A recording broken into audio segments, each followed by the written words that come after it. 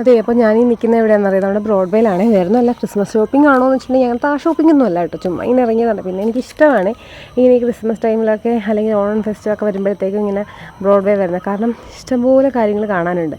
അപ്പോൾ ഒന്നും വാങ്ങിയില്ല എന്നുണ്ടെങ്കിൽ കാണാൻ നല്ല ഇതാണല്ലോ. പിന്നെ വാങ്ങാൻ വേണ്ടി വന്നതെന്ന് വെച്ചിട്ടുണ്ടെങ്കിൽ കണ്ണന് കുറച്ച് ഡ്രസ്സ് എടുക്കണമായിരുന്നു. അപ്പോൾ അതിന് വേണ്ടിയാണ് നമ്മൾ ബ്രോഡ്വേ വന്നിരിക്കുന്നത്. അപ്പം ഡ്രസ്സ് എടുക്കാൻ ഇപ്പോൾ ഈ പോകുന്ന രാധാകൃഷ്ണയുടെ ആ ഒരു ഏരിയയിലോട്ടാണ്. അവിടെയൊന്നും വലിയ തിരക്കില്ല കേട്ടോ. മേത്തർ ബസാറിൻ്റെ അങ്ങോട്ട് ഭയങ്കര തിരക്കായിരുന്നു, അങ്ങോട്ടൊന്നും കയറാൻ പോലും പറ്റില്ലായിരുന്നു. അപ്പോൾ അത് നിങ്ങൾക്ക് കാണാൻ പറ്റും. അപ്പോൾ ഇത് രാധാകൃഷ്ണയിലാണ് ഞാനിപ്പോൾ ഡ്രസ്സ് എടുക്കാൻ വേണ്ടി വന്നത്. ഓൾറെഡി എനിക്ക് ഭയങ്കര തുമ്മലായിരുന്നു, ഭയങ്കര പൊടിയൊക്കെ കയറിയ നല്ല അലർജിയുള്ള കൂട്ടത്തിലായതുകൊണ്ടേ ഭയങ്കര തുമ്മലായിരുന്നു.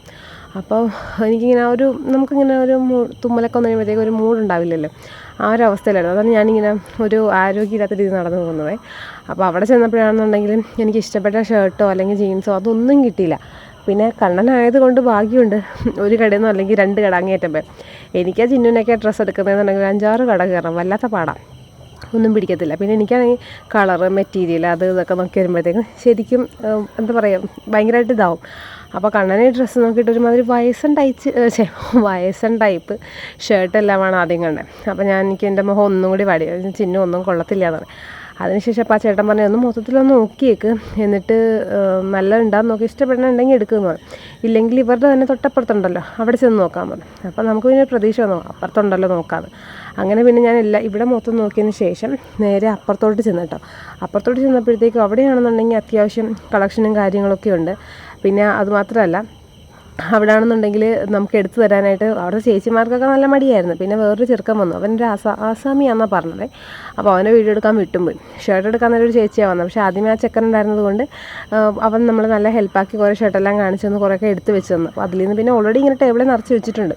പിന്നെ ഒരു ഹോൾസെയിൽ പോലെയാണോ എന്തോ, ഭയങ്കര വിലക്കുറവാണല്ലോ. അപ്പോൾ ഈ ഷർട്ടിനെന്ന് പറഞ്ഞിട്ടുണ്ടെങ്കിൽ ഒരെണ്ണത്തിന് 520 രൂപയാണ്. അങ്ങനെ 3 എണ്ണം വാങ്ങിച്ചു, 3 ജീൻസും വാങ്ങിച്ചു. ജീൻസിനാണെങ്കിലും 600 സംതിങ് ആയുള്ളൂ. അപ്പോൾ എല്ലാം കൂടി വാങ്ങിച്ചപ്പോൾ തന്നെ 4,000 രൂപയായി കേട്ടോ. അപ്പുറത്തെ കടയിൽ നിന്ന് കുറച്ച് അണ്ടർ ഗാർമെൻറ്റും സാധനമൊക്കെ വാങ്ങി വന്നപ്പം 4,000 രൂപയായി. അപ്പോൾ തന്നെ എൻ്റെ കണ്ണ് തള്ളി. എന്നുവെച്ചാൽ കണ്ണനങ്ങനെ ഡ്രസ്സ് എടുക്കാറേയില്ല. അപ്പം പിന്നെ വിചാരിച്ചാൽ കുഴപ്പമില്ല, വല്ലപ്പോഴും അല്ലേ എടുക്കുന്നത്, അങ്ങനെ ഇരിക്കട്ടെ എന്ന് വിചാരിച്ച് ഞാൻ പൈസ എല്ലാം കൊടുത്തതിന് ശേഷം ചിന്നുവിനോട് പറഞ്ഞു, ചിന്നു നമ്മൾ ആ ചെക്കൻ്റെ വീഡിയോ മാത്രം എടുത്തില്ലല്ലോ, ബാക്കിയെല്ലാം എടുത്തല്ലോ എന്ന് പറയും.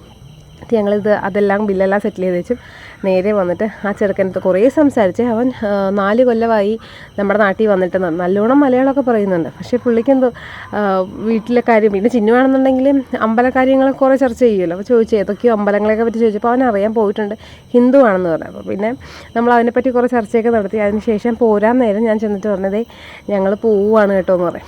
അപ്പോൾ എന്നിട്ട് പറഞ്ഞു, എനിക്ക് യൂട്യൂബ് ചാനലുണ്ട്, ഞാൻ വീഡിയോ ഇടുന്നുണ്ട്. അതിൻ്റെ സന്തോഷമാണ് അവൻ്റെ മുഖത്ത് കാണുന്നത്. ബാക്കി വീഡിയോസ് കാണാം കേട്ടോ ഇനി.